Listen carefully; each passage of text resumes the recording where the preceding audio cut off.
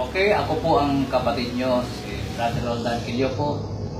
Sa unang batch ng Rima, sa kay dami ng mga pagsubok sa panahon na yon, sa unang-unang pagtanim ng mga Cedar Green family sa Rima, ay halos hindi na ako magpatuloy.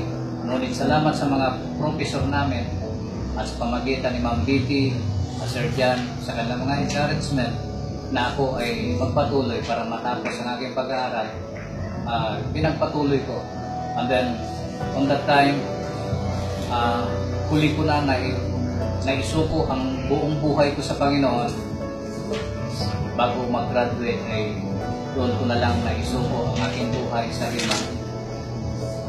Kaya ang mga bunga ng aking pagsuko sa buhay ko sa pamagitan ng pag-aasik ng Rima, ng salita ng Diyos sa aking puso, ayun ang nagpabago.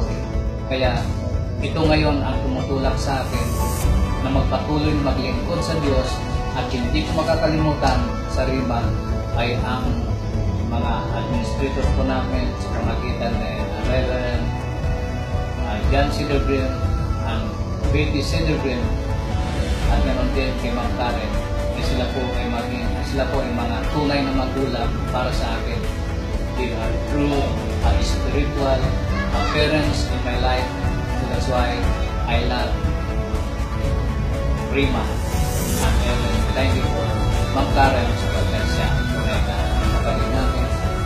Kaya salamat sa Rima, because Rima is growing right now in our life. That's why